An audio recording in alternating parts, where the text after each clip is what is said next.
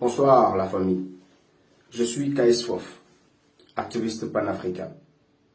Je prie toute personne qui voit cette vidéo de la partager massivement à tous les frères africains.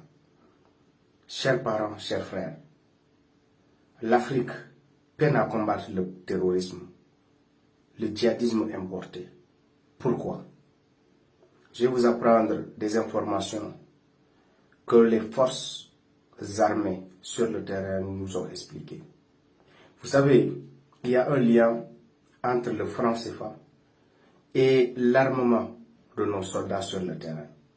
Si vous voyez que nos soldats, depuis 10 ans au Mali par exemple, ne peuvent pas faire face au terrorisme, c'est parce que les djihadistes, les terroristes sont plus armés que l'armée du Mali.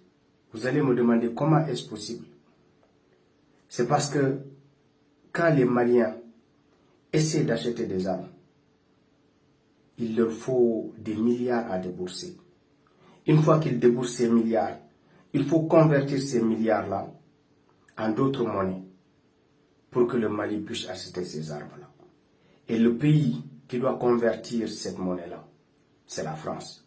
Il faut impérativement passer par la France pour acheter des armes que nos militaires doivent utiliser sur le terrain.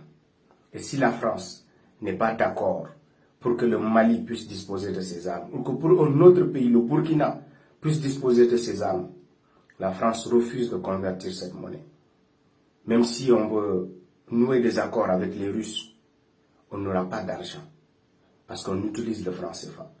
On n'aura pas d'argent à payer aux Russes pour pouvoir se doter des armes. Qu'est-ce qui se passe sur le terrain? On paye les soldats russes avec l'or et avec les ressources qui existent sur le terrain, parce que l'argent ne peut pas être converti. La France met un blocus pour la conversion de l'argent. On a appris aussi d'autres informations, que nos militaires sur le terrain sont interdits de posséder des armes de longue portée, sont interdits d'utiliser des armes plus efficaces que les armes qu'utilisent les forces françaises sur le terrain, ou aussi efficaces que les armes qu'utilisent les forces françaises sur le terrain. Ceci est un piège. C'est pour forcer les militaires à se soumettre aux ordres des Français. Ceux-là qui sont les seuls, les mieux armés, qui peuvent donc apporter la solution. Et vous savez une chose, si nos militaires refusent la coopération et la présence de l'armée française part, mais nos soldats n'ont pas d'armes. Nos soldats sont pris en otage par des djihadistes que des légionnaires français sont en train d'entraîner au Sahel. Ces informations nous sont parvenues de sources militaires. Dans nos propres pays, les forces armées françaises sont plus équipées militairement que nos armées de nos différents pays. On a appris par exemple qu'au Sénégal, les soldats français présents au Sénégal, la base militaire sénégalaise, les soldats français disposent des armes beaucoup plus sophistiquées, beaucoup plus performantes que l'armée sénégalaise.